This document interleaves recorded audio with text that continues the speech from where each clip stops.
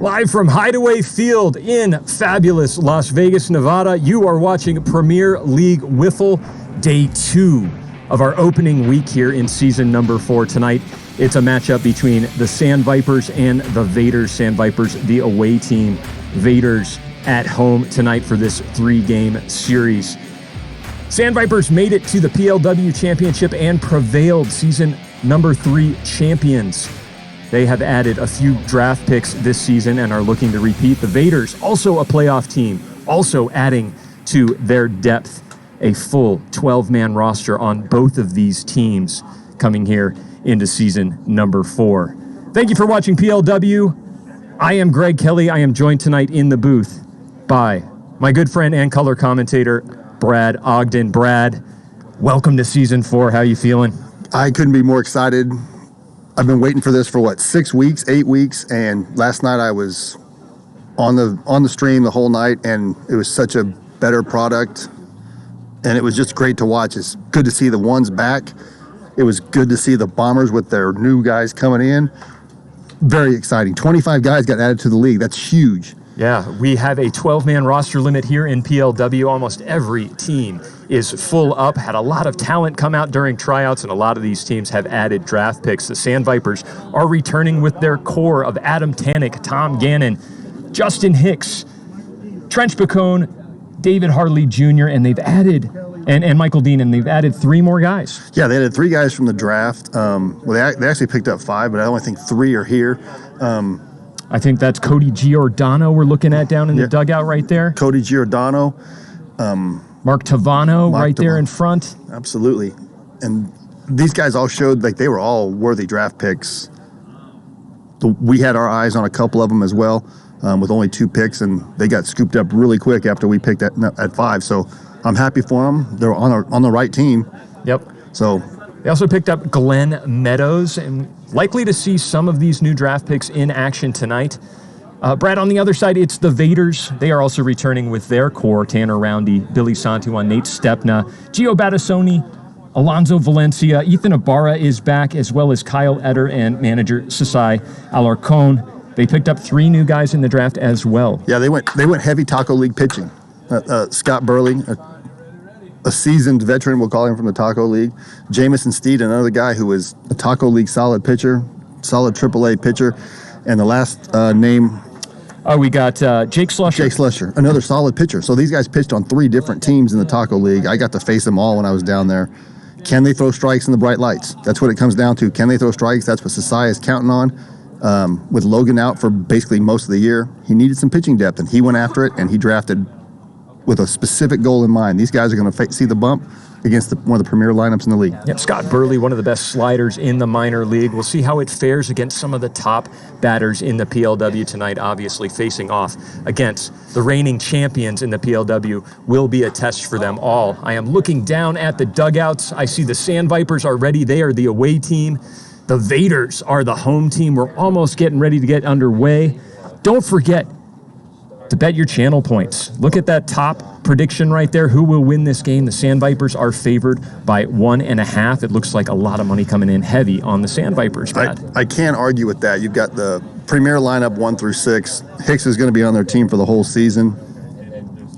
And you're going to have, I think he's going to shatter RBI records this year if he plays all 54 games, batting behind the on-base machines of Adam Tannick and Tom Gannon. Yeah. Let's go ahead and take a look at our starting lineups for the away team, the Sand Vipers. Coming in, hitting first, it is manager Adam Tannick. He'll play second base here in game number 1. Hitting second, we had a last-minute change. Justin Hicks will be hitting second, and playing shortstop, Tom Gannon, the pitcher tonight, hitting third. Trench Bacone in the 4-hole, David Harley Jr. batting 5th, and Mark Tavano, new draft pick, will bat in the 6-hole.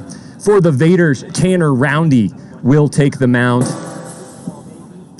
And we'll go ahead and look at the Vaders lineup as well. It's going to be Tanner Roundy pitching, Billy Santiwan playing shortstop and hitting second, Nate Stepna in left field batting third, Alonso Valencia in center, Gio Battistoni, the designated hitter, batting fifth, and Ethan Ibarra rounding out that six-man lineup playing second base.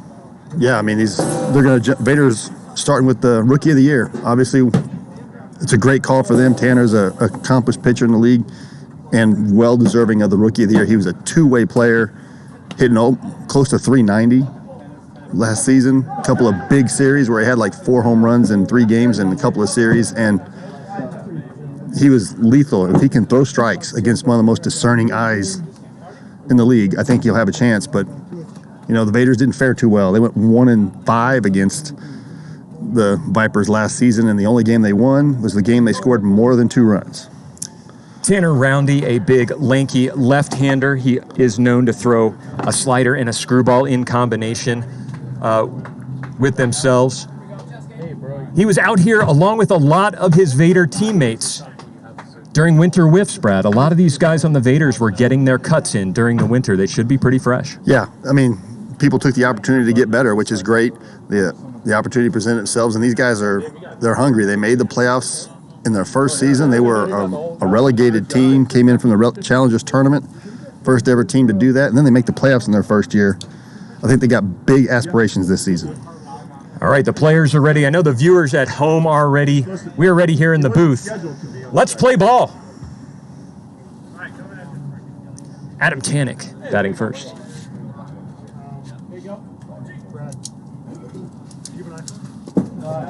First ball is inside. Batters do start with 1 strike against them. It's 1-1 to Tanek. He'll watch that one in there, 54 miles an hour in a tink.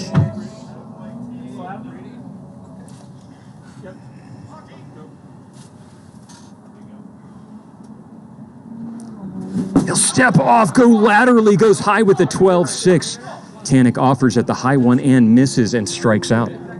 Yeah, Tanner, effective strike thrower. If he can be effective in the zone, his thing is he walks out and they don't have a whole lot of depth behind him. That'll bring in Justin Hicks batting second.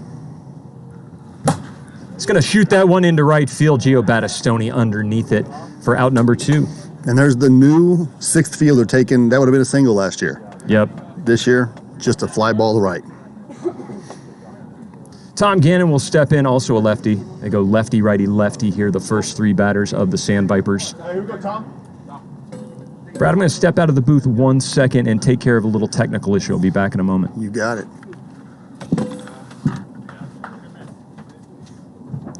Tanner Roundy, Tom Gannon, the evil twins, facing each other. Yeah, I know what's going on, so I'm going to tell them to stay off the shoe. Good swing right there, Tom. What do you say, kid? Tom fights that off. Goes to 1-2.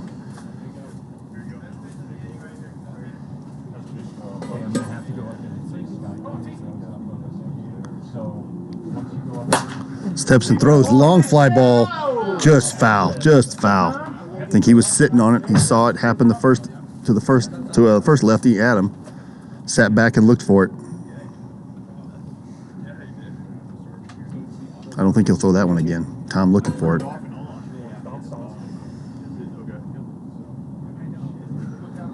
Little fast, little heat. 2-2 the count, 2 out. Tom Gannon with some thunder in his bat. See what happens. Foul tip. Got a foul tip, but that's 1. So foul tip back into the strike zone is like the catcher dropped it. The second foul tip into the strike zone will be an out, like the catcher caught it.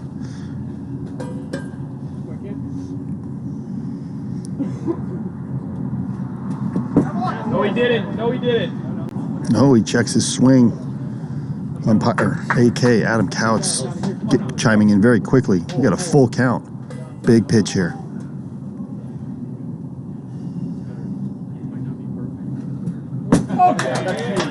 What an eye. Takes that walk. That's huge.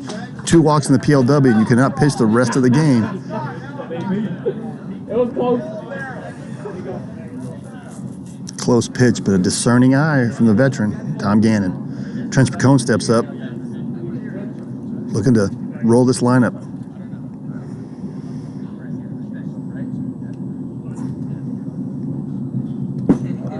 bounces it up there. A lot of balls in a row, Trent, should we go?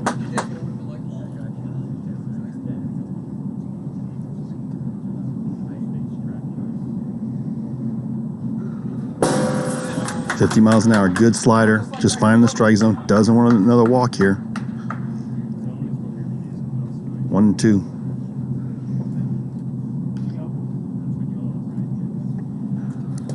Little hot. Bounced it. 2-2. Don't want to make a mistake to trench up. He has home run power.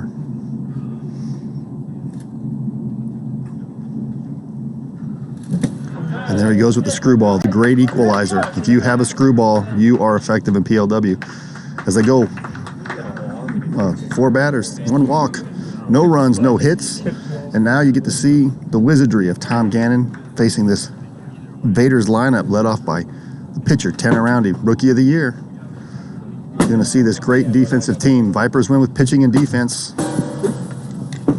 And you got probably maybe not record-wise or ERA, but stuff-wise, Tom Gannon, definitely one of the most difficult pitchers to hit in this league, and some would say probably in the country. He's got like 12 different pitches he can throw, Brad. He actually did a pitching tutorial that he's going to be releasing on YouTube very soon. I can't wait to see it. As a guy who hits Tom Gannon very well, because I hit left, I just see it the whole time. I don't understand why people, but he throws from such different arm angles and the flick of the wrist, and he can make it do just about anything. Yeah, matchup dependent league. A lot of the righties do like hitting off left-handed batters, especially in wiffle ball, when you can wait a very long time, let the ball travel into the strike zone. A left-handed batter allows you to wait just one more split second before swinging. However, when they've got the nasty stuff like Gannon has, you never know what's coming out of his hand next. Yeah, I mean, he'll throw from the 3/4, he'll throw from the side, and then he throws one like a softball pitcher, fast pitch, underneath, underhand, and it's kind of a rising slider, for lack of a better word. And then he has a rising screwball from the same arm motion, and it breaks 2 different ways. You're just at his mercy if he's on. We'll take a quick look at the lineups for the Vaders here. We'll flash it on the screen. It's Tanner Roundy leading off, Billy Santiwan hitting second, Nate Stepna third, followed by Alonzo Valencia, Gio Battistoni, and Ethan Ibarra. The Vaders up to bat here in the bottom of the first. Tanner Roundy will lead off. Now they're going with obviously their best offensive lineup, so let's see what they can do against the wizardry.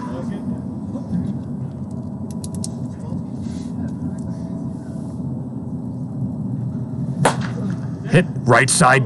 Danik doing a great job going down to his knees, but he spikes it. And he bounced it. That's a unforced error. You don't see that happen a lot from the Vipers. Probably one of the best defensive teams in the league. Okay, now here's a guy who I don't think he'll like the extra fielder. Billy Santiwan has been out here a lot in the wintertime. He was predominantly a hit to the right side kind of guy. A lot of ground balls, but we have seen him pull it a lot. He has developed that ability to turn on the ball and put it in the left field. He's going to need to. He was an on-base machine toward the end of the year, but only 1 home run in a league where power is key. He's going to be an on-base machine. That one in up at the head of Santiwan, and he goes down in a heap. Tom says, "This is my plate, back off." Wow. That's my dog right there, man. Oh, Bill. That one's hit hard, but right at David Harley Jr. positioned perfectly along the left field container. Yeah, you're looking at a Gold Glover. David Harley wins a Gold Glove this year, in my opinion. He's probably the second best outfielder in this league. That'll bring up Nate Stepna.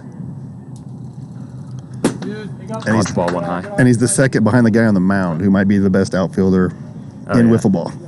Hey, don't forget Spencer.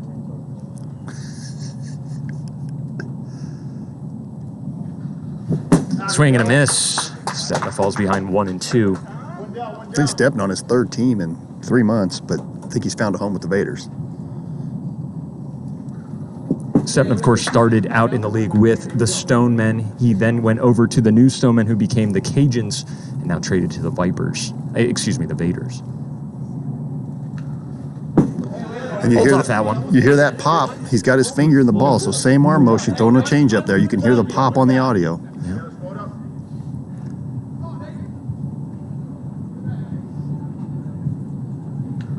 There it is again. You heard the finger ball. You get Stepna to wave in front of it.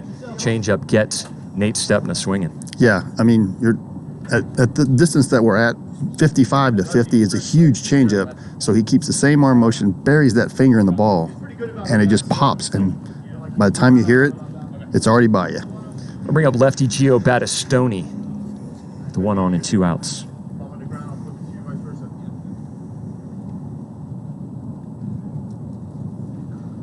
Oh, and it hits him in the head. Oh my God. But it's 52 miles per hour. It'll just be a ball. Just a ball. Kind of a little wild early in the season. Yeah, I like it.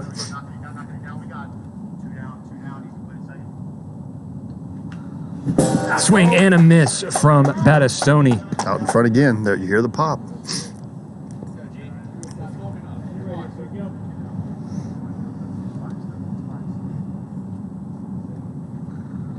Oh, they'll miss it high. What a pitch. There's pitch number 9. He's only the 1 of 9 so far. Swing and foul back into the tarp. Stay alive, 2-2.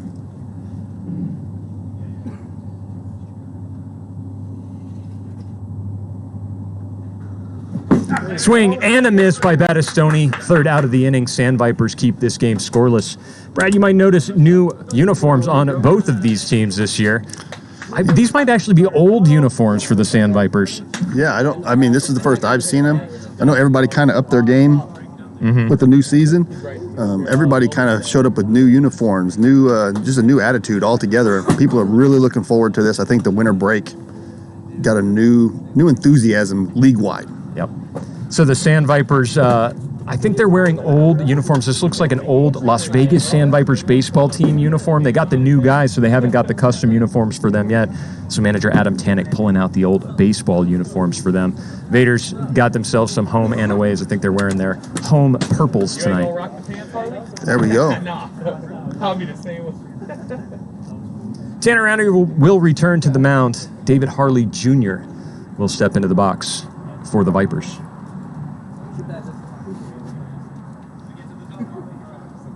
I know, right?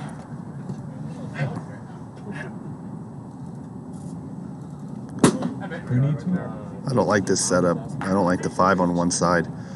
Too good of a hitter. Just stick your bat out and it's an easy base hit.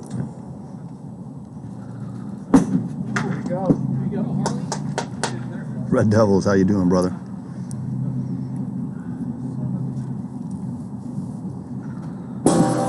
Slider in there, 50 miles per hour, dead center. Man, Tanner's not trying to walk anybody. With 1 walk already, he can't afford another one.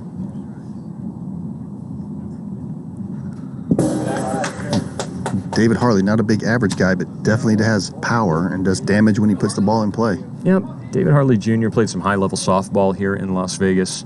You can kind of tell by the way he waves that bat. It's a little bit of a softball swing.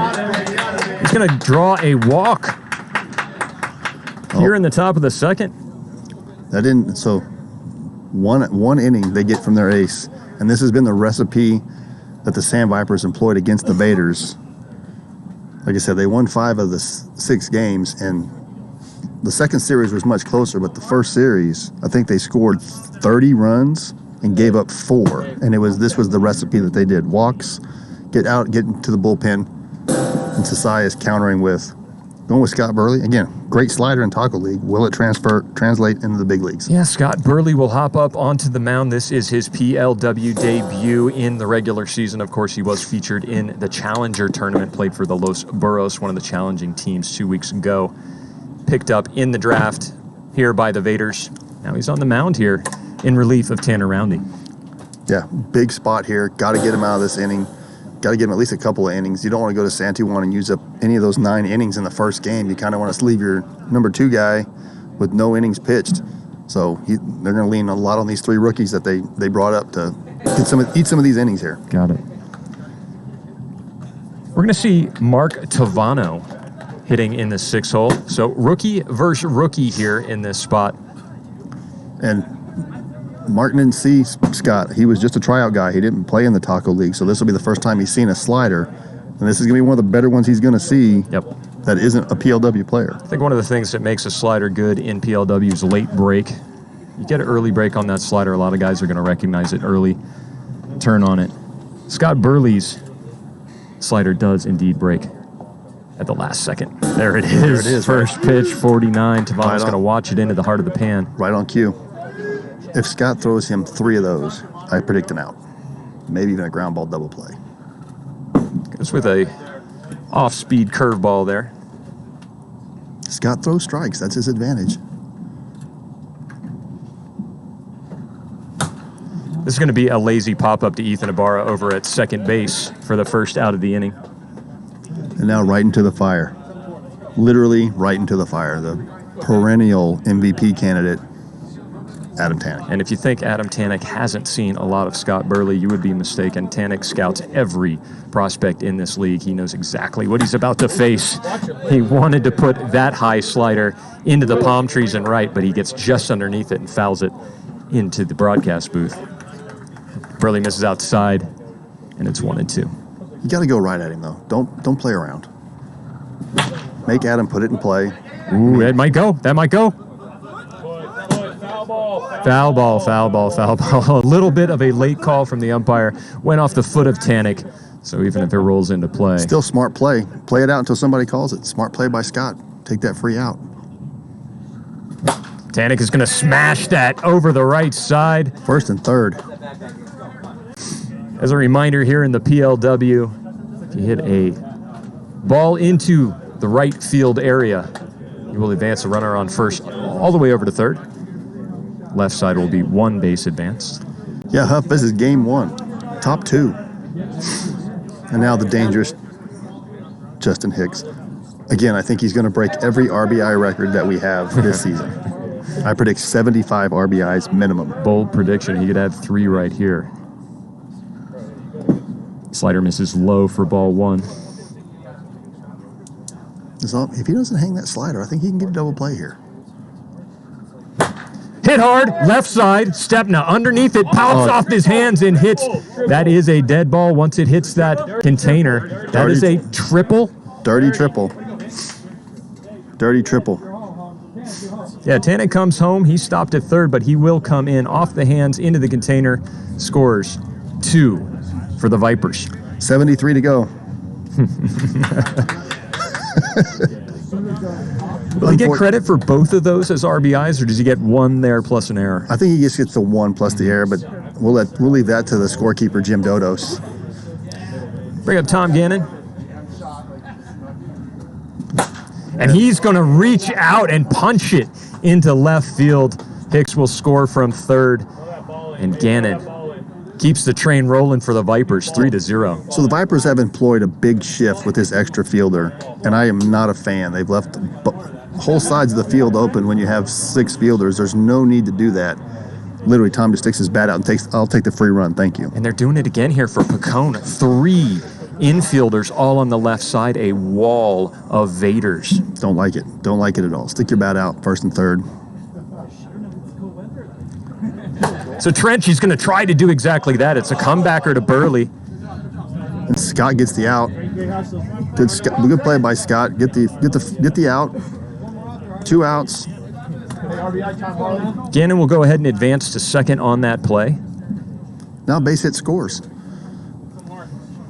Yeah, Burley's momentum was all carrying him forward. He could not stop and turn that around to go to second for the force. So he just opted to go to the backstop, which is first base here in PLW. So Gannon advances. Now he's in scoring position for David Harley Jr. And there it is. Tink, nasty slider. Hey, minimum damage. That's all really you can ask for the rookie. Get him an inning, get in and out. Yeah, you might blame the defensive shift for that easy base hit that Tom Gannon had to get on base there. Yeah. The entire left side of the field completely vacant. He just poked his bat out there and it rolled lazily into left field. Vaders have surely seen that, might make an adjustment next time they see Gannon. Yeah, I would hope they would do that against a team that is full of professional hitters. Justin Hicks just got a pitch up that he could handle, but he will just next time, if they give it to him, he will stick his bat out and take that free RBI.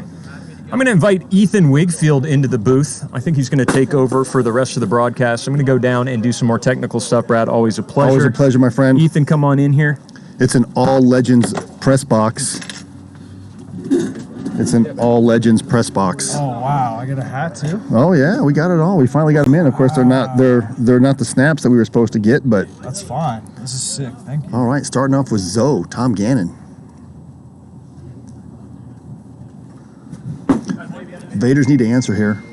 Big 3 spot in the top of the second. Everybody wants a Legends hat.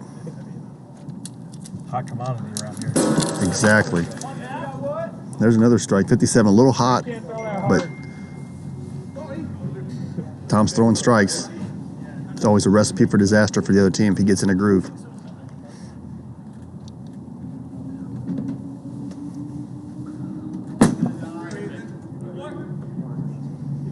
Ethan Ibarra, good hitter here.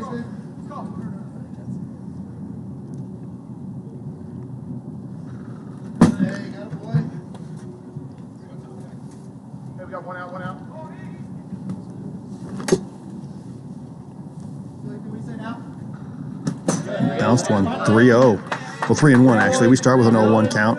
Walk here would be hit huge, but got to be ready to green light because Tom's throwing a strike here. There's no chance Tom is not throwing a strike 3-1. There's no chance. No shot. There's no chance. Ethan coming into his second season here, looking to prove himself. He's gonna rope that to the left side. Trent's gonna dive on it. Grabbed up by Justin Hicks as he throws it home for the out. That's Sandviper wiffle ball right there. Knock it down, field it. The hockey goalie that is Trench Bacone.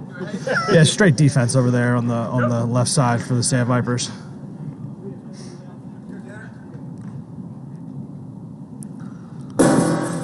Big slider. Yeah, nasty stuff there from Tom. Break back in for the strike 0-2 count. The evil twins battling. Yeah, they do look alike.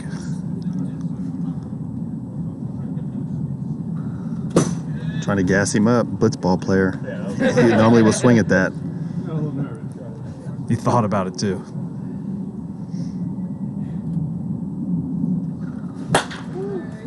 Slap it. Plenty of time. Plenty of time. Especially with Adam's arm. Got one of the best arms in the league. Plenty of time if you knock it down. What'd you have? 436. Oh, That's going to do it for the bottom half of the inning. Yeah. Vader's got to get it 1-2-3 inning here. They can't go down more than 3 runs. I just don't think they have the offense against Tom. Maybe later in the series they can answer, but they're not a 10-run team against Tom. No, and I don't think many teams in this league are a 10-run team against Tom. He's got a lot of nasty stuff. I think he features over 13 pitches. I think he was 12 or 13. Like Trench was mentioning in his video that he's going to put out on YouTube underneath the PLW banner here pretty soon. And he's going to show you all 12 pitches. And he throws all 12 for strikes, folks. He is legit. I like facing him, though, because I like lefties. Fair enough, Brad. It's the 3 at-bats I'm going to get this year. It'll be against Tom Gannon. What's up, PLW Nation? If you're just tuning in, make sure you go ahead and follow us on social medias. Subscribe, follow, share it with your friends, mom, dad, cousins, sisters, brothers. Get them over here to PLW. This is a rookie stepping in the box Yeah, here. Tavano. Is he going to fly that one out? Oh. Around. He's going to drop it. Is he going to... Oh, it hit. Just grabbed it right before it went out of play there. Yeah, hit the cameraman or getting our media shots. Put it on channel more. That's why. And then, so on base in front of Adam Tanek, this is danger right here. I don't like the Vaders not knowing what they're doing with defense. I don't like it at all. Again, Tanek's going to rope that down the right side for a base hit and push the runner over to third. So my bold prediction was Justin Hicks breaks every RBI record in PLW. I'm predicting a minimum of 75. I can stand by that statement, especially coming into his second year in the season, or his second season. Oh, he's going to rope that out. Just He caught that one, but there's a tag and a score. We'll take the free RBI. Way to be heads up. Rookie getting his first run scored, but that was heads up play. You know the Vipers know the rules, and they got him dialed in right from the beginning. Yeah, I don't know if you saw that, but Harley Jr. is down there right at third base, coaching him up to send him in on that play. Awesome. Great job.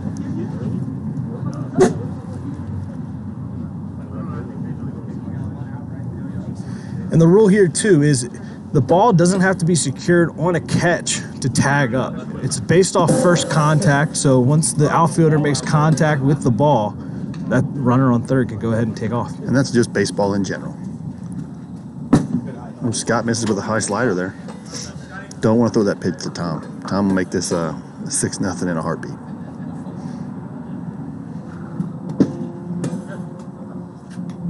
He's going to take that for a ball, pushing the count 3-0. Scotty's really got to lock in here. And then it's going to be ball 4. I don't hate the walk there. Tom's a little bit more dangerous than Trench. Trench is a ground ball hitter. If they play their defense right, they can get at least 2 outs here. Zoe's solid, Billy's solid. I just don't like the 3 on one side. Yeah, I agree with that. These guys have been able to work throughout the years to develop to go that right side, and stacking the side over there on the left. Too many bodies. People getting in each other's way. Unless it was talked about, and there's a lot of communication going on prior to getting in that formation. I just see him ground out short, going for the double play. Hey, great play. And just as we talk them into it, they hit right into it. Hitting right into that overshift by the Vaders. Yeah, I mean, there's got to be a lot of talk in practice prior to coming out here to work that alignment. It's a lot of bodies in the way for those balls to get through the gaps there, and prone to injury in that. One step and a dive, and you're butting each other's heads. Oh, and if you know that you started it late, stop it in the middle. So it obviously looks like a malfunction, and you just go to the second one.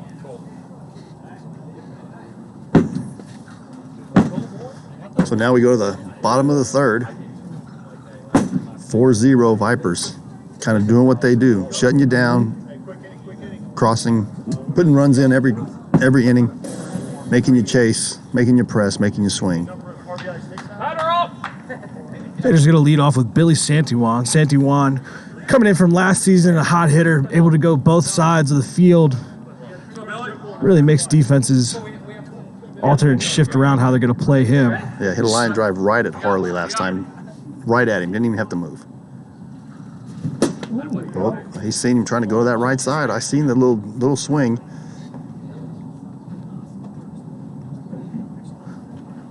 Tom just able to sneak that one by him, 0-2.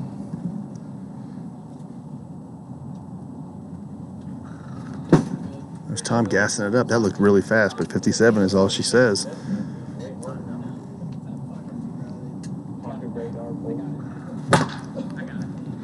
And some of the best hands in the league. Nice and smooth. Yeah, Justin Hicks really does have some of the best hands in the league out here. Him, Couts. Who else am I missing? Just smooth all around. Just smooth all around. And we're going to blame DC and Alex on that. He should be a legend. He wouldn't even have to be in the draft. Nate Stepney stepping to the plate. There's that finger. There's that changeup we talked about in the first inning with Greg. Just get you just a little bit out front. Yeah, it's a little pop in the ball. You can hear it before it comes in.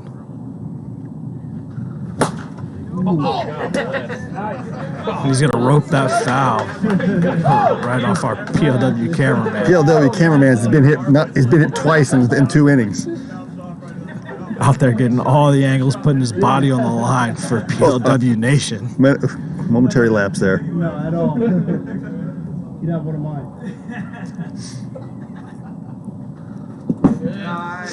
1-2, good waist pitch by Gannon. Throwing with the hard slider down.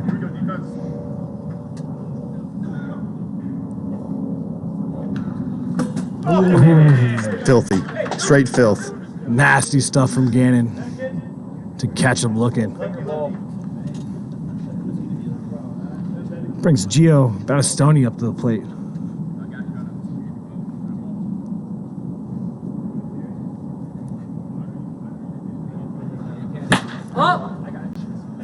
He's going to fly that out one for a can of corn to Trench McCone to end the inning. Gold Glover, don't hit it there. A couple of Gold Glovers on the field. David Harley will be one. Tom Gannon is one. Probably a Platinum Glover. And then you got the ever-presence of Trench McCone. Whichever corner he's playing is one of the best in the league. Yeah, nothing's getting by Trench. No. Whether it hits off of him or not, it's getting kept in front for somebody else to pick up and secure that out. 100%. Chests it down, gets his hand down, goes hockey goalie style. Scott Burley coming up for his 3rd inning. I like it. I like that since I had a plan in the draft, he went all Taco League pitchers, the best of the Taco League pitchers, added them all to the Vaders, and he's got to trust them. He's got to go with them. Yeah, Brad, definitely. I know Sasai has been eyeing up Scott for a minute now and working with him in the Taco League, and I think he's happy to bring him up here to the PLW on the Vaders. Yeah, he bought the pick from us with cash considerations to take Scott, and I could see us taking Scott if we didn't have a full lineup. Definitely. So it was a smart move on his part. He looks good in Vader purple, although I'm not a purple guy. Not a purple guy either, Brad. Unless it's like LSU, then I think it's okay. Yeah.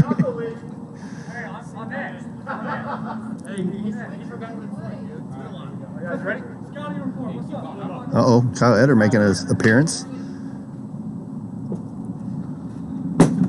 There's Scott featuring that big slider. Yeah, Harley Jr. gonna watch that wide for a ball. 2-0 count. Good pitch, Scott throwing strikes.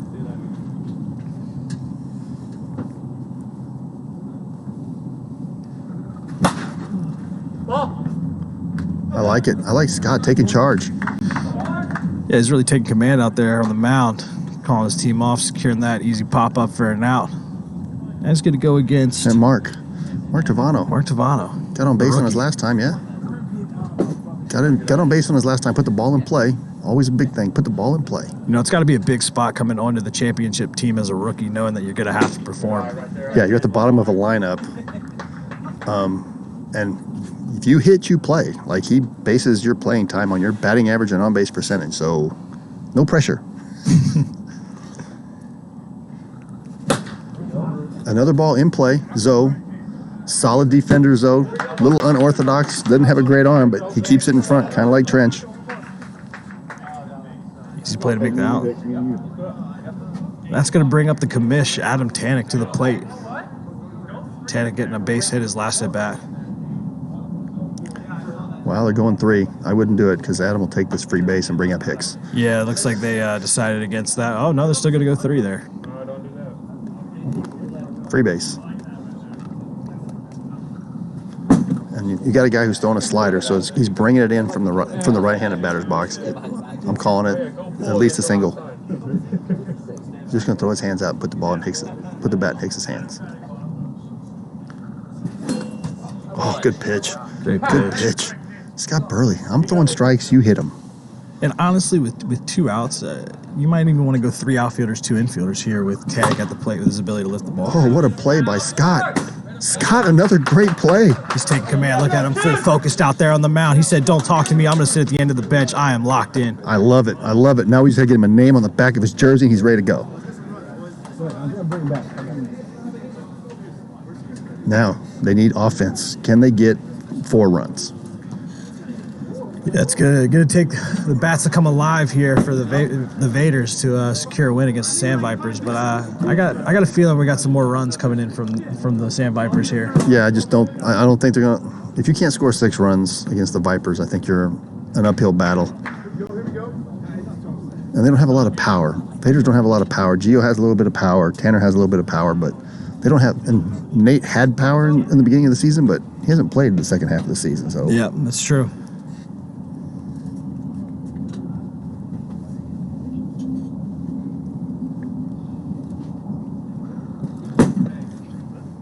He's going to bring Alonso Valencia up to the plate as he watches ball 1. 1-1 count.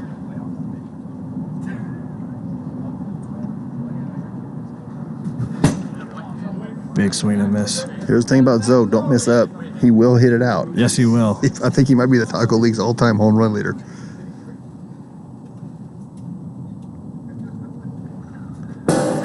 And there's the filth. There's the drop ball. Yeah, that was a nasty dropper there from Gannon.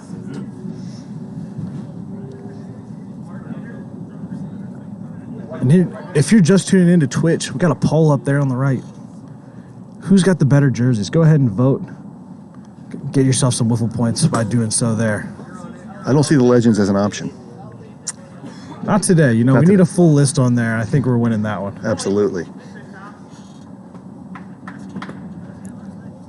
Ethan Ibarra, big swing and a miss. 0-2 count. Good eye by him to watch that one go in the dirt.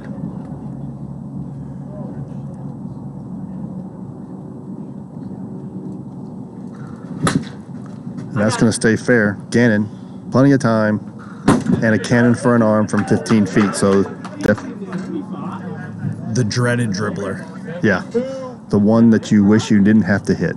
It doesn't matter. They're going to get to it, and you're going to be out. You know, in baseball, softball, Brad, that ball just dies out in the dirt. But out here on the turf in PLW, that ball is rolling right back to the pitcher, and you are just hanging your head back to the dugout every single time. Oh, evil twin going. Tom's going to throw that hard slider that's really low probably again. Oh, gassed him up and got him swinging on that. So, I like it. I like it. Yeah, Tom, a veteran in this league, really knows how to work these batters. Gas them up, will ya? Casted him up 62 with the slider, but Roundy able to foul that one off the hands. Under Vaders, if you didn't know. Produced him. Oh, he did. There's Tom with the waist pitch. He's like, foul that one off.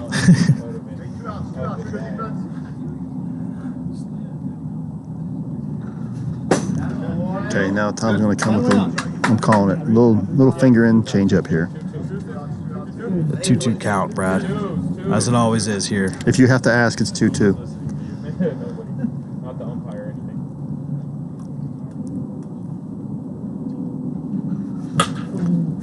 Foul ball.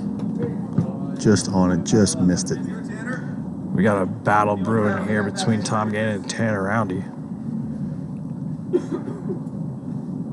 Roundy, last season's Rookie of the Year, looking to prove himself here in this battle as the count goes full. He hit 388. He hit well all season.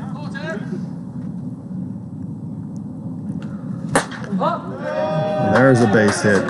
Sitting on it. Tanner wins the battle there. Oh, check in, Belly. So now you go to Billy. Billy Santiwan, a single machine. Can he get a little rally started here? Yeah, they're going to need it, Brad, if they want to come back and chase this 4-run deficit. Look to see him go to the right side here, right at Tannic.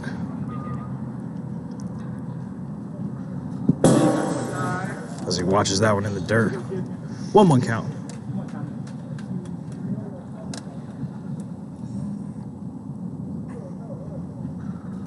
Oh, good eye by Santiwan. Tom is going to throw a strike here with a 4-run lead.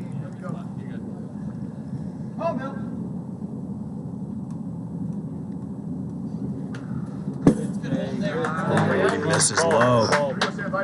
3-0 count. Tom in a little bit of trouble here. He's got to battle back, but he is deadly accurate. Expect this next one to hit right in the center of the pan. Big green light if I'm managing. Big green light. And there it is. Center pan. That's 3-2 count. That's unfair because you're expecting him to gash you up or throw something a little harder, and he just lollipops you. And you're like, it's not going to hit. It's not going to hit. The minute he let go, it knew it was a strike. Yep. The old get me over. But Sandy wanted to rip that out. that's 2 in a row right at Harley. He's hitting the ball well tonight, seeing the ball well, just that extra defender.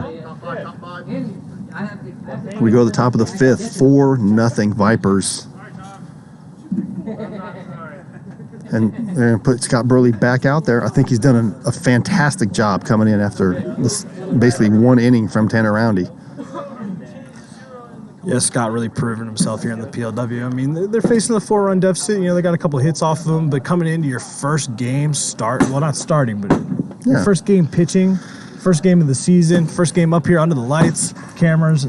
We're up here in the booth. You know, there's a lot of added pressure to it, and he's showing himself to, fit right in. Well, but there's also, he's been wanting to play for a couple of seasons. Los Burros just never had the offense to get there. In the Challenger tournaments, I mean, I faced him when he played for the Los Burros when the Tomahawks went down there, and we had to come back, and he pitched great then. He's been 1 step away, and now he's got a team to be on. I think he has a couple more outings like this. He'll cement himself in. Going right at Hicksy, 52, big slider. Did you get a piece of that, Hicks? No, right? I want to say that pitch was behind him when he let go of it. No, okay. Hicksy going to back way off the plate now. He knows that he's got this big slider coming in. Look how far he is away. And then he throws the two-seamer back in on his hands. I love it. Great pitching, Scott. Yeah, Hicks looking to take that one over the wall, but Scott had other plans. Said, "Go sit down, sir." One out here at the top of the fifth. Brings Tom Gannon to the plate.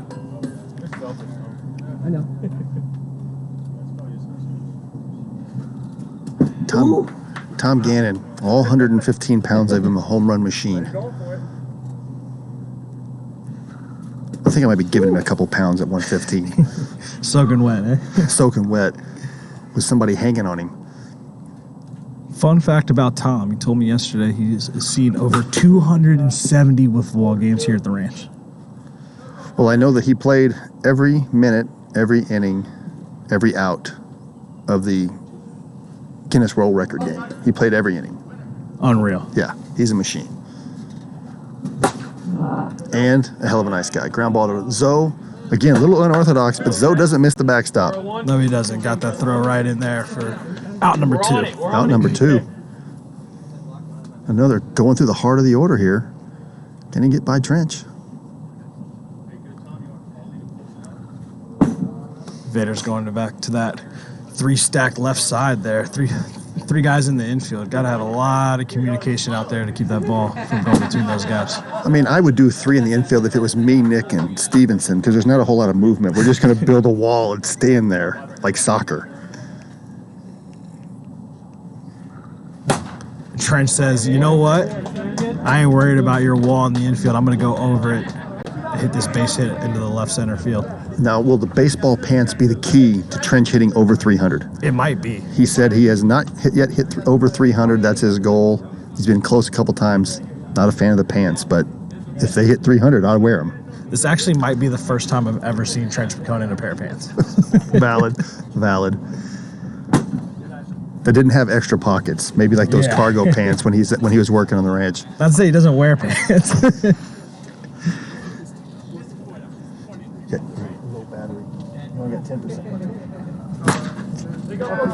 Zoe, ground ball, easy force out. Vader's doing a good job to get out of that inning, not allowing any runs. But they're going to have to do some damage here at the bottom of the 5th.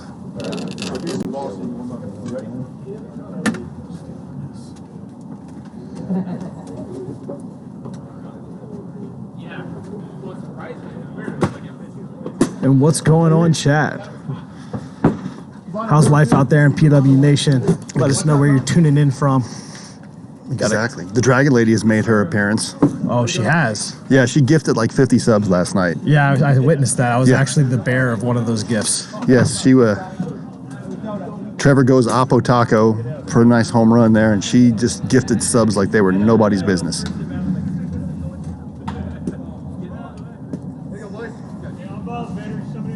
You bring Nate Stepna up to the plate to lead things off for the Vaders.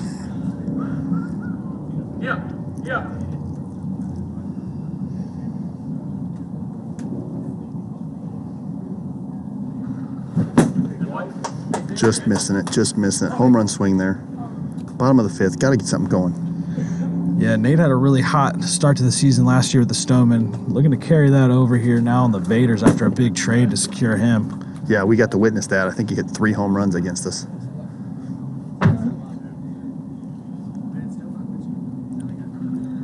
And there's the nasty. I don't even know what to call that, but that's like pitch number 12. The softball, screwball pitch. I don't know, Brad. It's filth. I'm just going to label it filth. That's the filth pitch. Yeah, and then he throws one that breaks the other way from the same arm motion. He's got a bag of tricks out there, and he's using them. Gio Battistoni at the plate.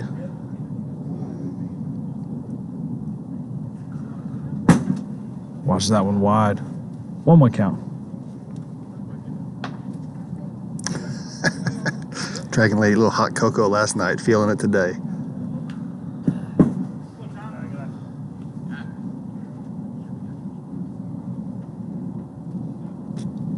Matty Patricus, Warbird number 1, or number 51 actually, in the chat. No box here in the PLW. Looks like you got a little hang up. Maybe it's those pants he hung up on. This also might be the first time I've seen Tom in a pair of pants. Big shorts guys around here at the ranch. Oh, He needed to sit on that a little longer. He just roped that out of the hideaway field, but foul. Yeah, just missed it. A little out in front, but that's what changeups are for. Big, loud strike. Just get out in front.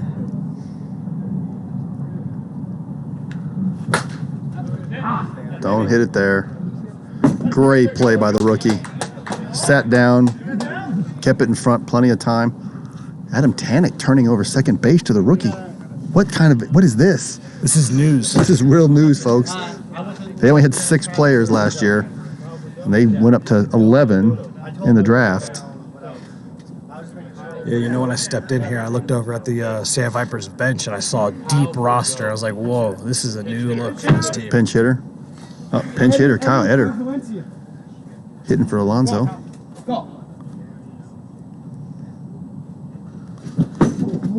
And he's going to swing out of his shoes there on that. Running the count 0-2. Not getting cheated.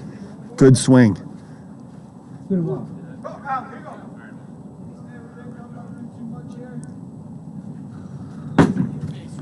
Kyle, a really good baseball player in the Valley.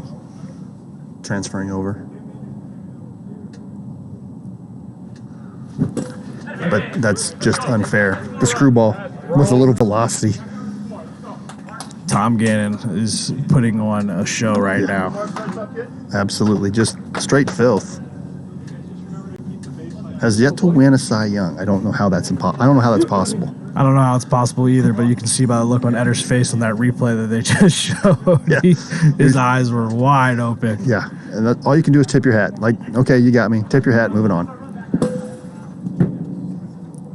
Not much you can do on that kind of pitch. Vader's going to need to hold on here and not allow any runs, but I think the Sand Vipers got some spark in them to add some damage here to this 4-0 lead. Yeah, I wouldn't be surprised to see a couple of the rookies getting at bat here.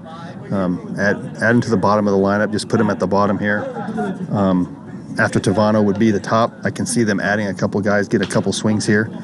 Got to have an at bat to qualify or an inning pitch to get the quote-unquote game played. I know we're still talking about that, but I wouldn't be surprised to see if Adam throws a couple of at-bats to the rookies. Let them see Scott here.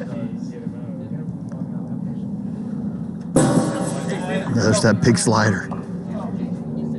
Mark has to take a step back, put the hat on backwards. Let's get serious. It's going to go foul. Yeah, if he's not familiar yet. Yeah. I really like Scott's little combination. He throws both pitches from the same arm angle. One goes straight down and one's a slider. I love that combination. You only need 2 pitches if you can throw them for strikes. And he's doing them well, mixing them well. Just keeping the ball in the ballpark tonight. That's all you can ask for. Way to go. Foul ball. Foul ball. That's He's going to tip that one off. 0-2 count. If you tip it off back into that strike zone, that acts as the catcher. If he does it again, it'll be a secured out. Scott with a good miss there, bouncing it.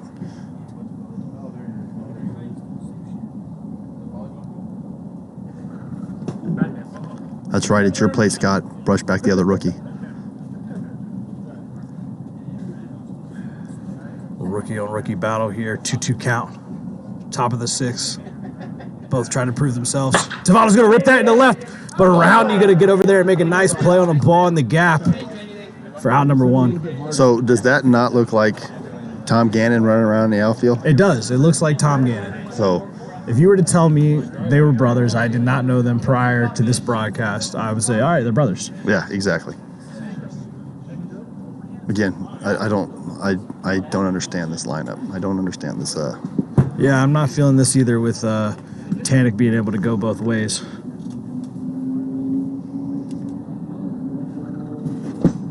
And that was the pitch he was going to do on Scott with a good miss, though, staying away.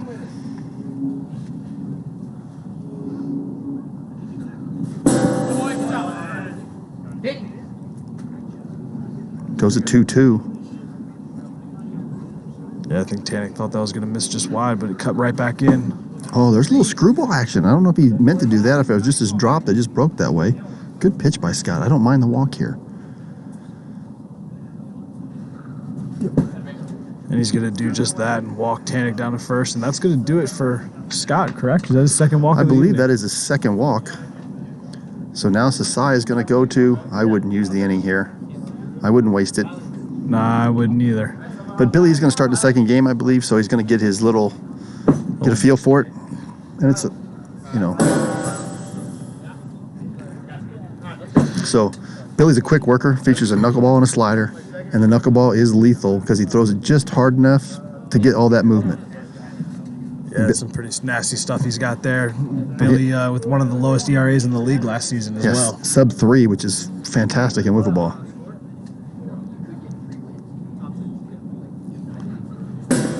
And there it is, knuckleball at 55. Filthy, filthy, filthy.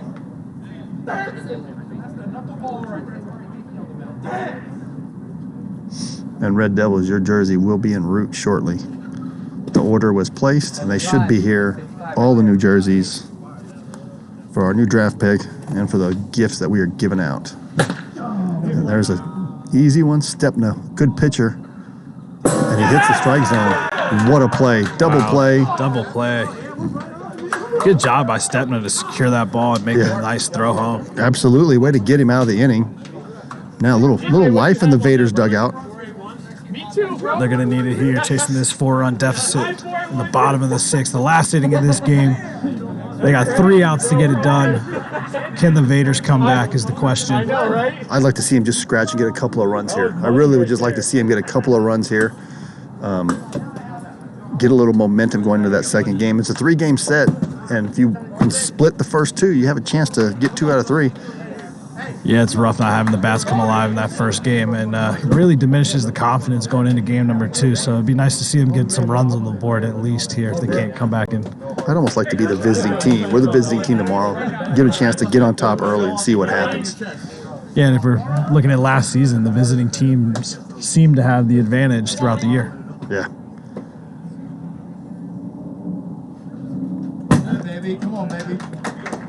All right, Ibarra up. Good eye there to take ball number 1. 1-1 count. He's going to go back deep. Gone. Ethan Ibarra, welcome to the PLW. Going yard here on the Vaders opening night, putting them up, or putting them on the board, making this game 4-1 with no outs. The Vaders are looking to start the comeback right now. There we go. There's a swing. That's what we want to see. A little power out of this lineup. It's kind of what they were missing last season. I like to see it. Now you go right to Tannerandi. Can they get the ball rolling? Can they get a little juice going?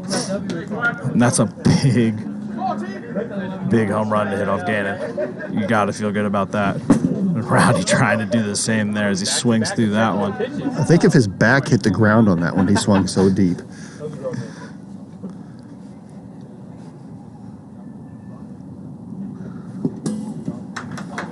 I think you're going to see Tom lock in here. I don't think they're going to get another hit. Yeah, I agree with that. It'd be a smart move to walk him and get to that bottom half of the Vaders lineup.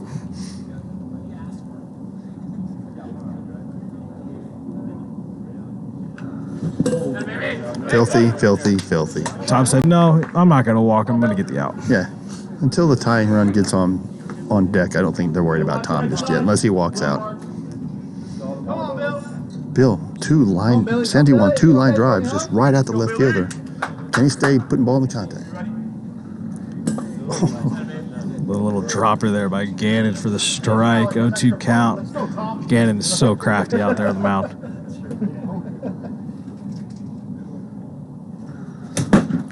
Billy fighting off that fast slider. That's kind of in the mode. He gets ahead and throws that fast, hard slider in on the hands.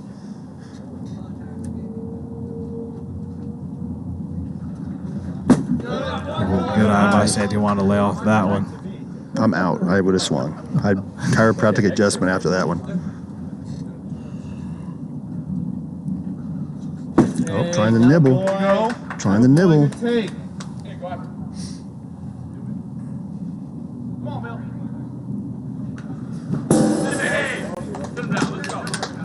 All right. Santijuan going to swing through that. 2 outs for the Vaders. Down 4-1. Looking to get things started here with 2 outs as Nate Stepna steps up to the plate.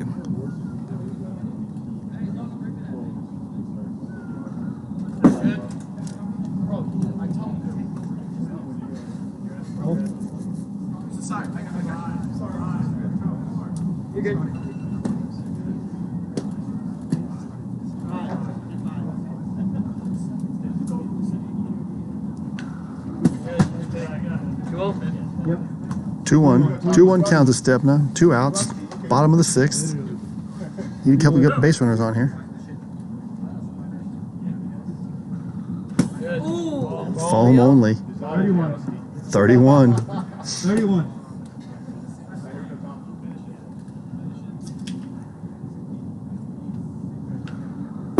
Yeah, no chance he's walking. He's not walking anybody. He's throwing a strike there. Right here. 3-2.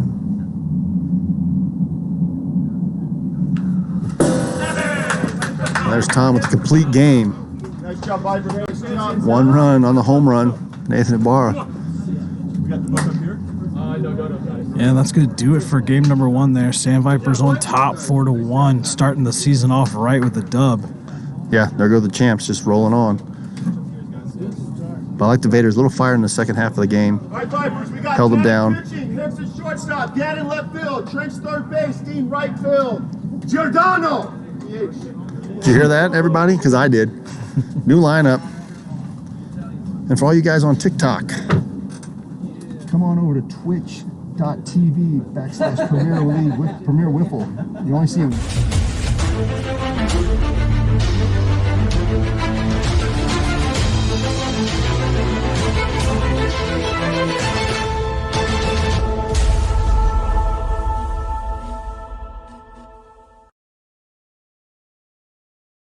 And a half. Go ahead, get those wiffle ball points in. Let us know in the chat who you're putting your money on for this game number 2 here at Hideaway Field. Oh, minus 2.5 the second game. I know, right? I knew she. Rod, you know how much money she just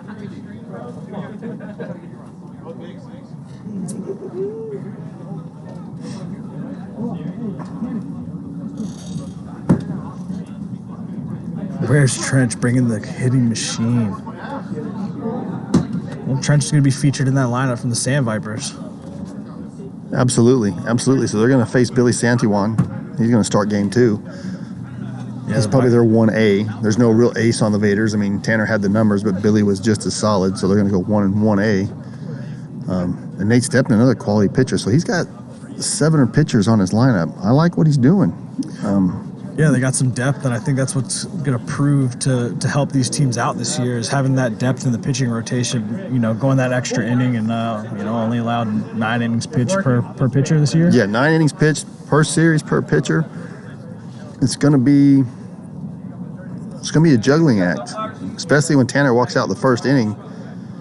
He's still got eight innings to go, but he pitched a pitch in that inning, so he's only got 7 innings left for 2 games. It'll be interesting to see what they got.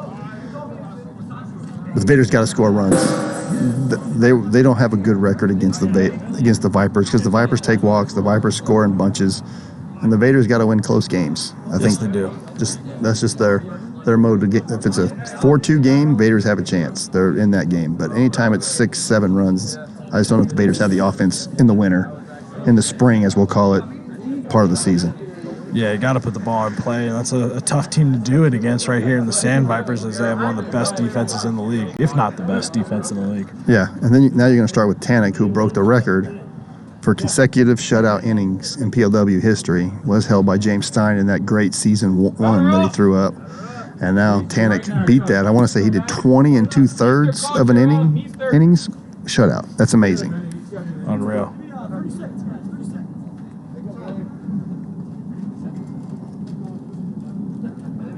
So got our teams getting ready here. Yeah, correction on those lines. Minus 2.5 to the Sand Vipers. See somebody putting some money down, some wiffle points down on the Vaders here at plus 2.5. I like the move. I like them. Yeah, I mean, it's a little bit really one-sided at 1.5, but at 2.5, I'll take 2.5 all day long. It doesn't matter who it is. Yeah, especially out here in a game of whiffs. Yeah. Come on, don't close it. We're doing 8 points.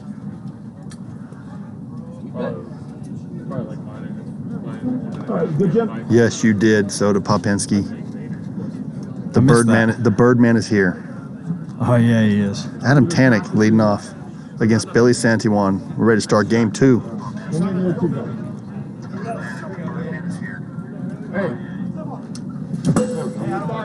And there's Billy, starting with what he does best, throwing strikes, working quick. He's probably the quickest worker in the league. 1790 on the Vaders. Big swing and a miss there by Tanik.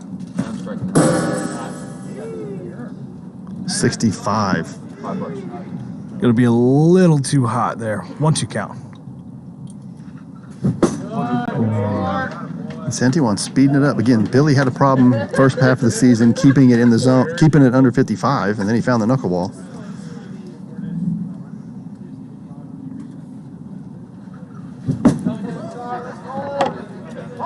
Found the one.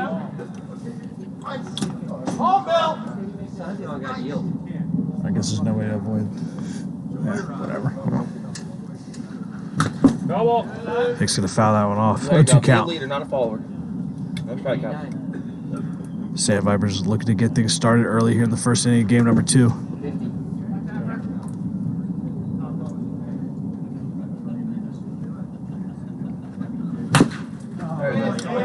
And the dreaded dribbler back to Sandy Juan for the easy out. 2 down here in the top of the first.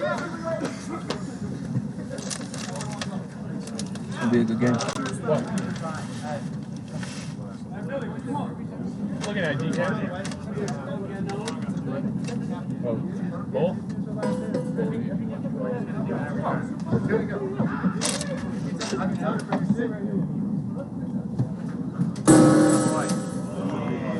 56. Wow, that looked really hot, but 56 is what they say.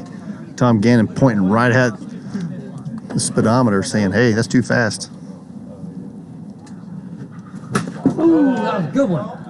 And there's Tom commenting on that good knuckleball up. Yeah, 1-2 count. Tom's got to lock in here. Sandy Juan definitely not going to throw him anything easy to hit here.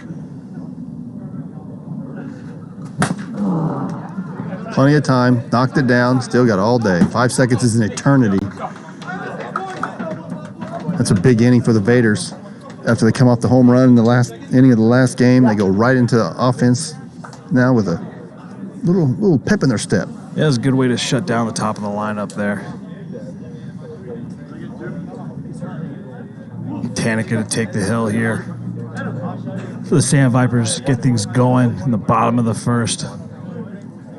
Tanik not featuring a lot of nasty stuff on the mound, but what Tanik does best is keeping the ball in the ballpark and allowing his team to make great defensive plays behind him, and it is proven time and time again. Yeah, he's a strike thrower. He's changing speeds, changing eye levels. He's got the big Eephus pitch that if you give up on it, it's going to hit the zone, and guys give up on it, especially some of these rookies that haven't seen it. Vaders got to see him, a lot last season. They played 2 series. We were in the same division, so no surprises here from Tanik. He's a pitcher. He's not a thrower. He's knowing what he's doing. He comes from a pitching background. Pitched in college. He knows how to throw strikes, and he plays wiffle ball. Like, he knows how to throw a wiffle ball for strikes.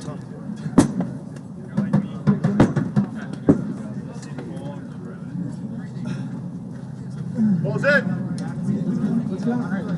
Second base. Looks like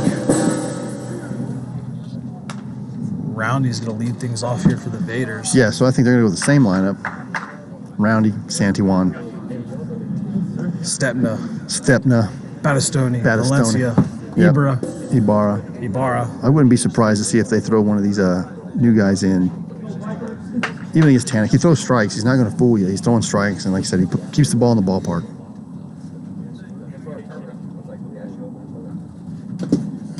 Rowdy going to take that in for ball number 1. 1-0 count.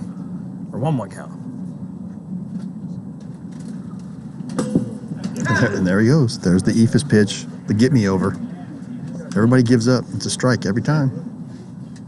Yeah, right where the twitch is painted on the field, that ball just seems to die out and will fall right back into the strike zone on that Eephus pitch.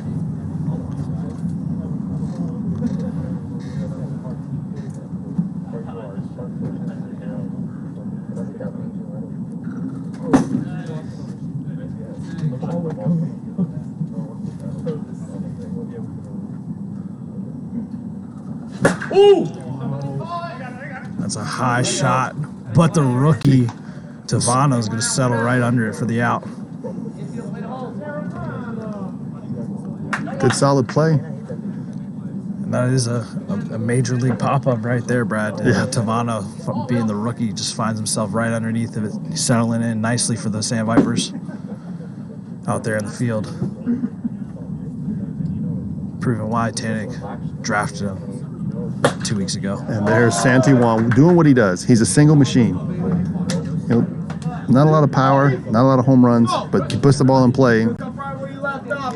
Oh, a little change in the lineup, moving Ibarra up after the home run. I like it.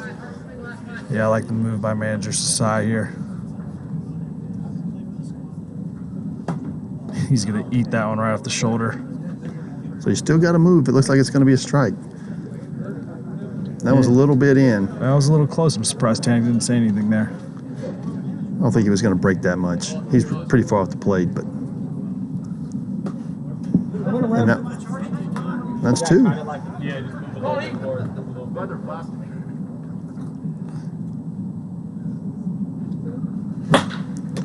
And Hicks showing why he is the starting shortstop on the Sand Vipers, making a great play on that line shot from Ibarra. Another hard shot. They're seeing the ball well. But again, Adam doing what he does, relying on his defense.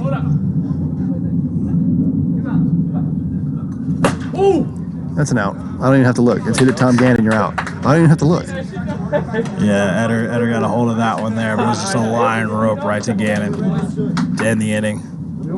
That's going to do it here for the first inning in this ball game. We are in game number 2 here at Hideaway Field. You're watching Premier League Wiffle live on Twitch. And if you're over there on TikTok, make sure you go ahead and slide on over to all these great camera angles and Brad Ogden and my pretty face. Ethan Wickfield, that's an all legends. We'll be on tomorrow night, 6:05 against the Night Owls. I think that's going to be some fun. That'll be 6:05. Come see the old guys play. As we were predicted to finish next to last in the league. I'm going to save those comments for Me off too. air. Me too, my friend. Me too. Trench McCone. Trench McCone starting off this inning. Billy Santiwan, quick worker, going to get the ball, rock and fire.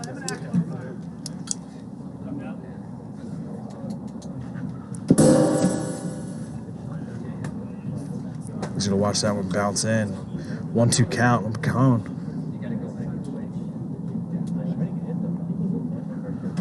And then Santiwan goes upstairs, but it's a little hot at 58. Pushing the count 2-2. So that's that hard knuckleball he throws, and sometimes it just doesn't register. Nasty stuff there. Some late break, but that's going to go wide. Pushing the count full. 3-2 count. Santiwan's got to give him a get me over here. He does not want to walk this early in the ball game.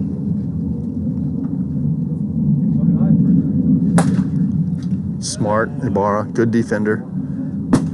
Secures the out. Easy play.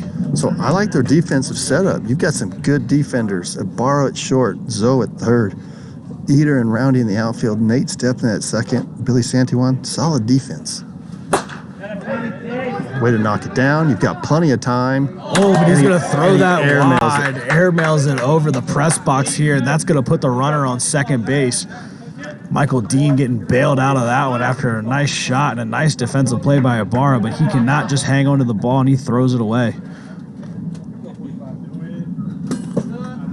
Good eye right there, good eye.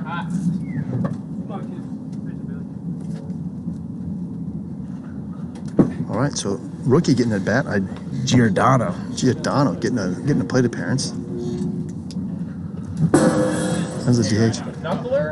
Take a big swing at that, pushing the count 2-2. Giordano looking to prove himself as to why he got picked up on this championship Sand Vipers team. Showing a good eye there. Full count. Great eye to Great draw the eye. walk. That's huge.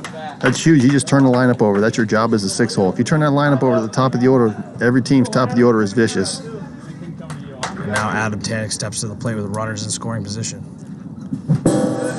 Little change up. 51 is a huge difference in 55. Just a little out front.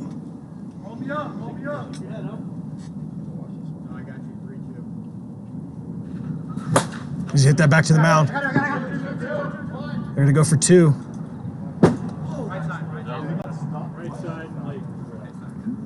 Right side. That's going to be just over. So they're going to get the secured out at second base. It's going to move the runner over to third, though. First and third. Two down. 2 down.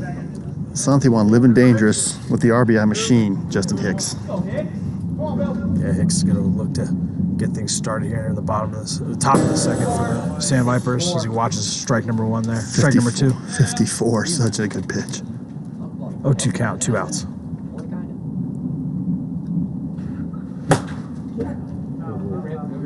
I thought he was going to take on that one, and he decided, nope, that was going to hit the strike zone. Good protective swing there by Hicks. 57.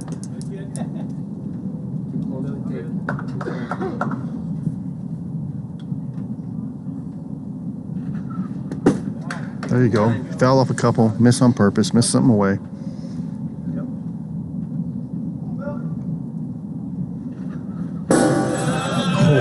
Filthy.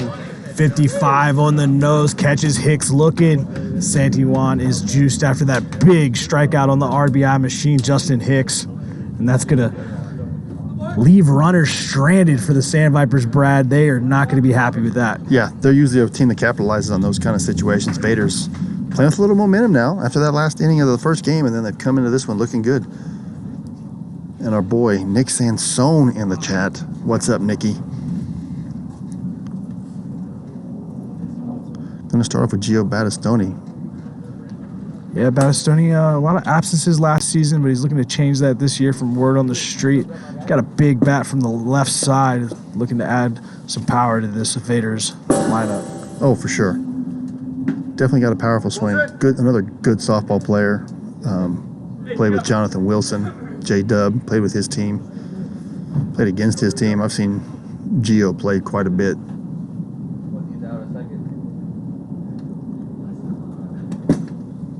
Takes that one wide. 1-1 count.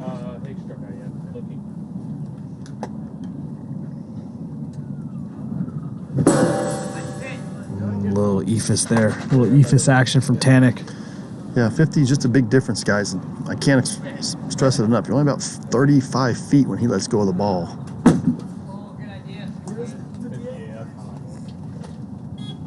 Tanik going a little sidearm action there. I haven't seen that one from him yet. No, he's drinking a little of the Gannon Kool-Aid, maybe. They've been working in the offseason out here at Hideaway, it looks like. And then the ephus, but that's just going to be a simple ground ball to the rookie Tavano, and he's going to secure the out. Well done, well done, well done. Key is just keep it in front. Keep it in front of you, that line. Don't let it hit that line in the air.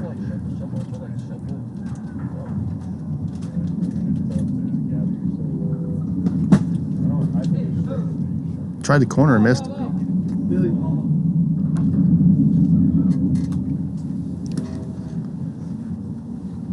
Next step, not looking to check in. He's going to poke that out in the center field for a base hit. And there's Nate Stepna checking in, first hit of the season. First hit as a Vader as well. Proving that trade to be worthy there for Sasai. I think over the long run, they're going to make out on that trade. Definitely. 56, oof. Just missing at 56. 1-1 count.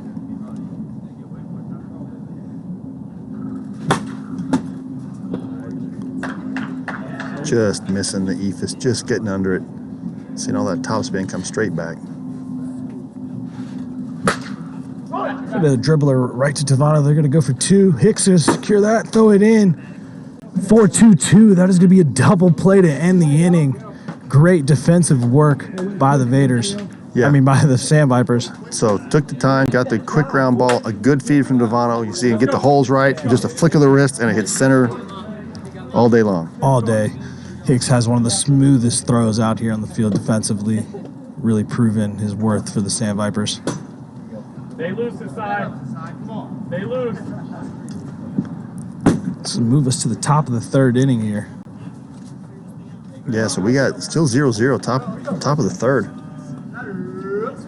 Santiwan doing a good job to shut these Sand Vipers down. Got in a little trouble there. Had some runners in scoring position, but proved to focus up and get some outs for his team. Tom Gannon to lead things off here in the top of the third.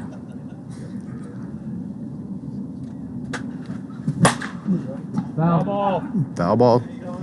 If you hit that pylon, it would be a foul ball. Any part of the ball hits the pylon, it's going to be foul. Tom, an honest guy, yelled foul ball as soon as he hit it. OT count. We're not going to see much from Santijuan here. I don't think he's going to give him anything to hit. Get it going. Dragonfly. New pitch. Boy. Yeah, as he just wastes that one outside trying to get Tom chasing. Yeah, Vipers took game 1.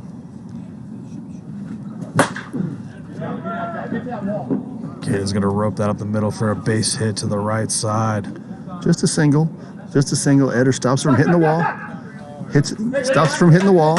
So that's all you got to do. Any ball that hits the wall, after it bounces is a double. In the air is a triple. Over the fence, obviously a home run. Everything else is just a single. So you can see guys saving bases. That's huge. Keep the double play in order. Brings Trench Bacone up. Looking to keep this train moving with no outs. Peter Mock could be checking in. You are correct, Mock. In some of those tournaments, the batter calls foul ball. A lot of honest guys in wiffle ball. Oh, and he's going to rub that in the middle, but Barr makes a great play, but he's bobbling it around. He's going to hang on to that to secure the out at second base. 4-3-6 on that one. What a play. Great play by Ibarra. Getting down, keeping that ball in front of you.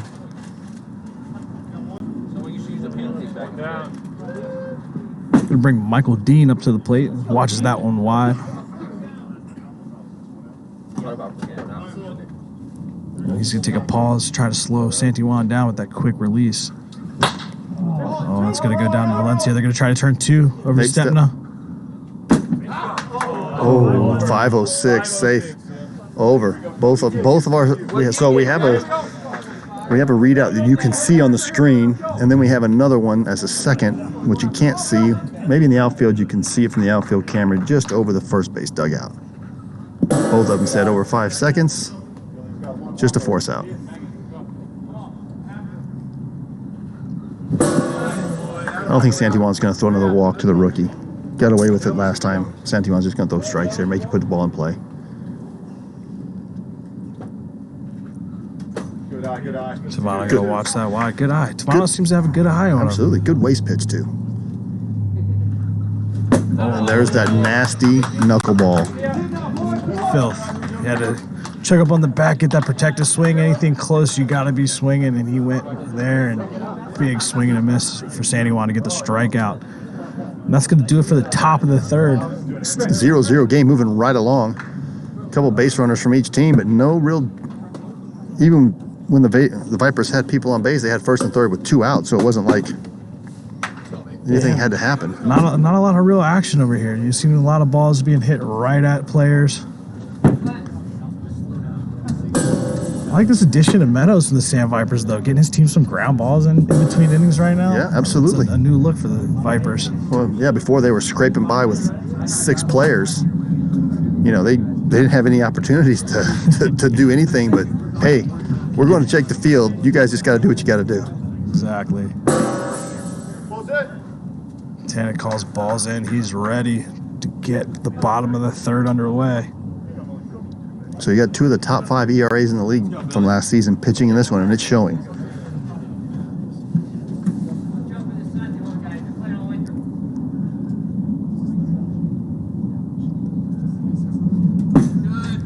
Good eye, just missed inside.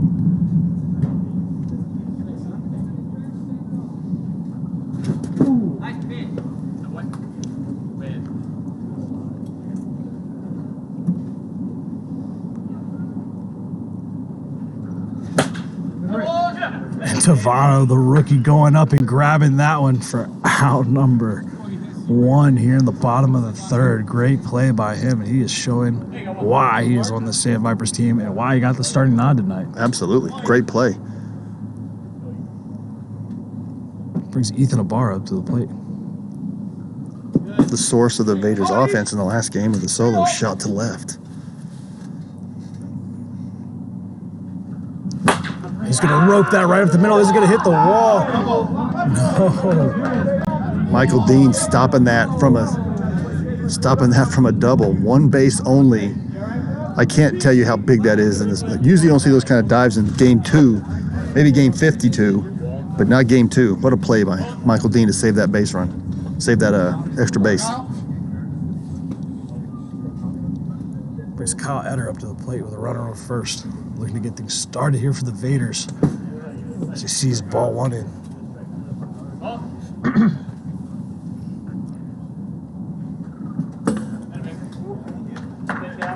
.52. Tanek changing speeds on him here.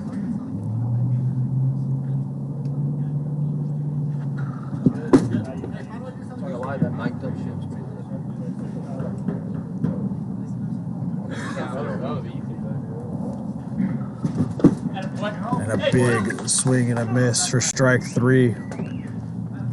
Kyle will get it figured out. His bat-to-ball skills are pretty good. Just pitch recognition is what he needs to work on, and that'll come with time.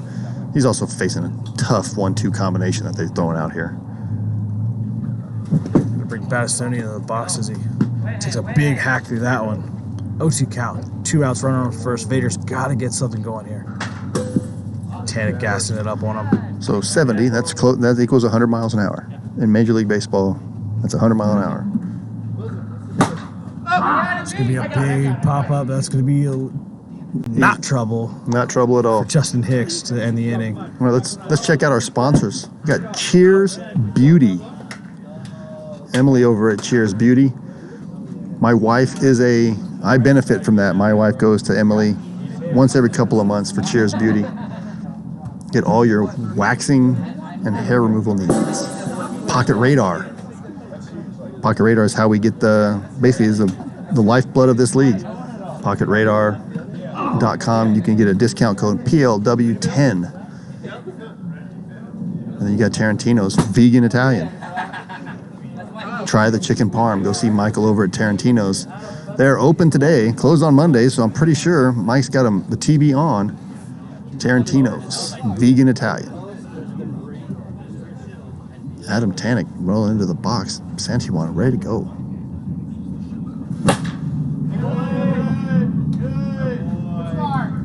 Wow, this game's moving along. Yeah, real quick work happening here in game number 2.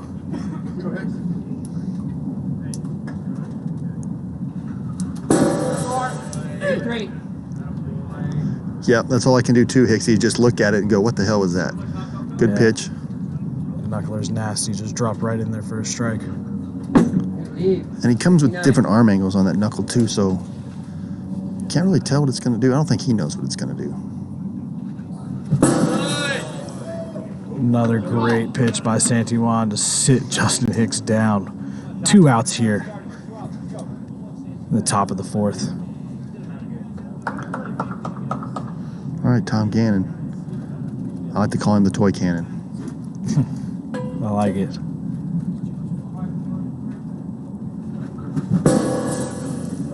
Santijuana wants the same dice. Give me the same dice, guys. I'm going to throw this one again. Yeah, Santijuana is locked in right now. Yeah, I know. Dude, it's lovely. If you're just tuning in, you are getting a pitcher's duel right now between Santijuana and Tanek. As Valencia's going to secure that going one. to secure it. And there's Santijuana. What was that, 7 pitches? I believe so. They went 1, 2, 3 that inning. They just need some offense. Can we get some offense? The Vaders need to find runs. 3 runs wins this game. Whoever scores 3 wins. And like I said, look on the screen. It looks like, I should be able to hit that. You guys are some of the best hitters in the league. Like, just with the most perplexed look on their face after he throws that knuckleball. I've had that look myself. the knuckler that Santijuana has is unmatched out here, and it is filthy, filthy, filthy. And he throws it 55, so that's an 85-mile-an-hour knuckleball. That's some R.A. Dickey stuff for you guys that maybe remember R.A. throwing the hard knuckleball when he was a Cy Young Award winner for the Mets. Yeah, a lot of great talent out here in PLW. That's always my funniest comment I see, Brad, is, oh, what is this, man? They're not even throwing the ball. I can hit it. There's a speed limit. Come play. Yeah. Step in the box. We have 2 tournaments every year. Come on out. We'd love to see you. There's an entry fee. We'd love to have your money. Definitely. Stepna gonna rope that, but just foul. Foul ball. What a rip by Stepna. A long strike. Pylon down. Thank you. Pushing the count 2-2.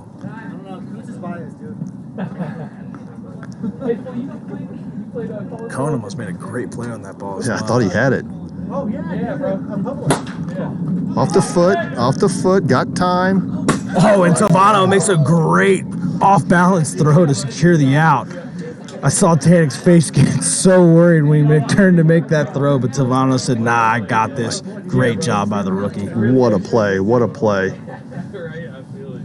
J-Rock, I got plenty of hats, man. Problem is that they didn't come in snapback. They messed it up, so the hats are al fresco. So I've got plenty. We're working on the snapbacks because we got some guys with some big heads and some guys with some little heads.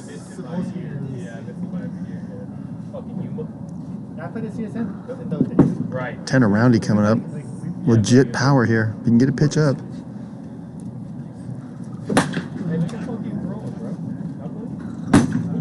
Tanik gonna secure that in for the out. 2 down here. I'm waiting for the day that him or Gannon throw it through the tarp.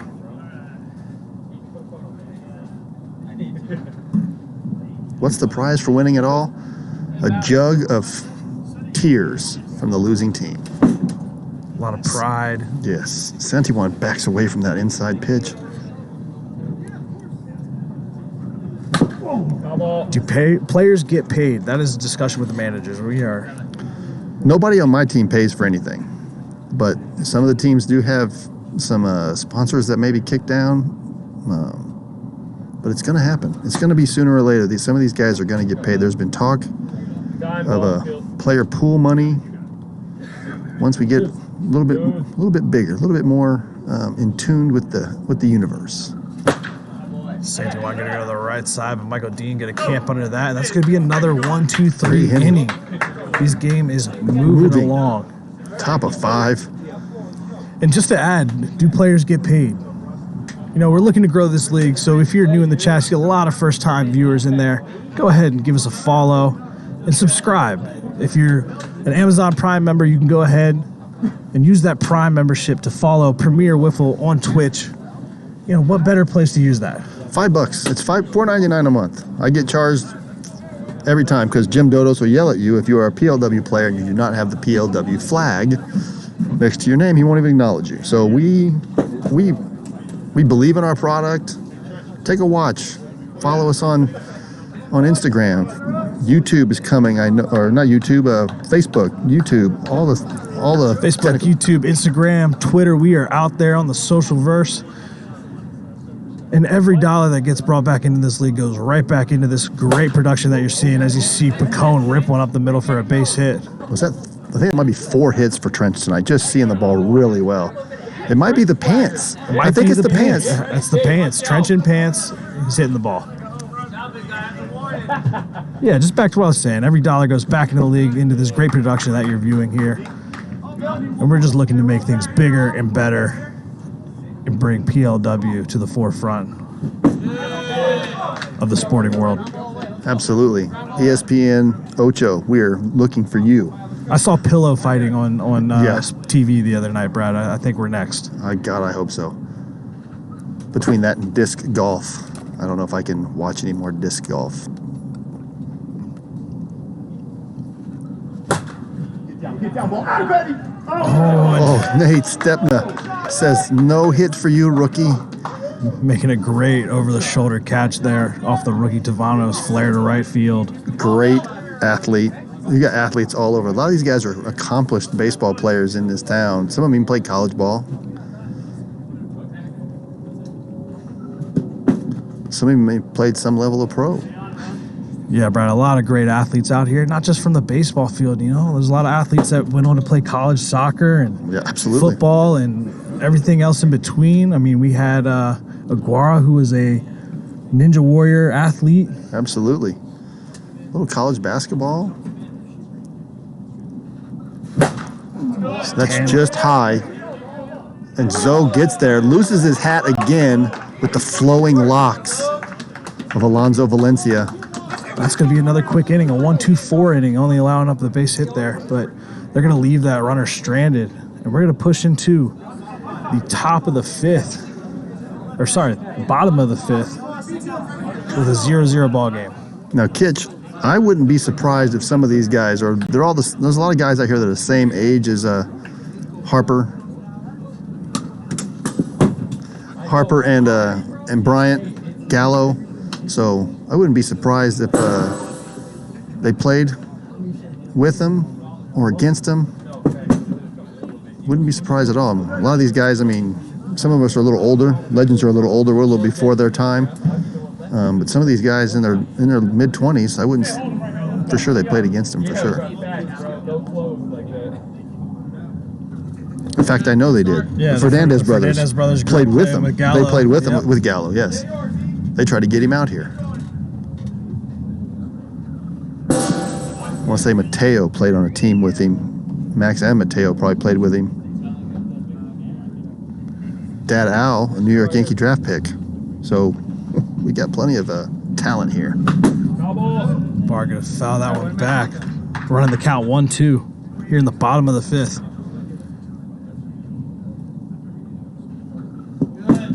Bar with the big home run in game number 1 didn't prove in favor of the Vaders as they lost that game 4-1, but he's looking to shake things up here with the tie ball game.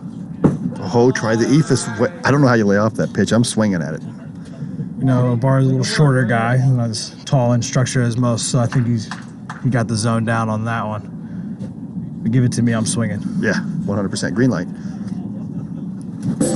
And there it is, another ephus from Tanik, but that one's going to hit for a tink, and a Bar is going to swing right through it. The problem with that pitch is so high. If you don't, you're just going to hit down on it. You're going to drive it to the ground right back to him.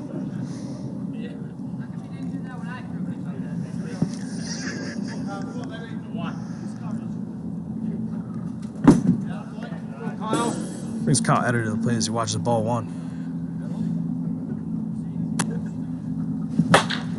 Again, Kyle Eder's got the bat-to-ball skills. Pitch recognition will be key, and he's going to get better as the season goes on. He'll hit 300 in the second half of the season. Don't know what he's going to hit the first half. Good eye by Eder watching that 2-2 count. There's Adam going with the baseball player. Going to gas it up, see if he can get him to swing at it. Don't hit it there. Justin Hicks, machine at shortstop, grabbing that hard hit ground ball to secure out number 2. And they add Tavano to the infield. They don't have Harley Jr. in the outfield. That tells you what kind of defense he added to the team. Harley Jr., one of the best outfielders in the league.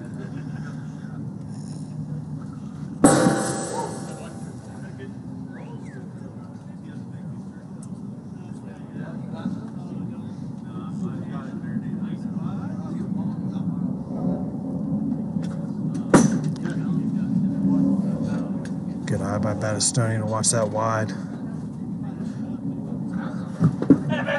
And that's going to do it for the Vaders here in the bottom of the 5th. We are going into the top of the 6th with a tie ball game. Get ready for some fireworks, PLW Nation.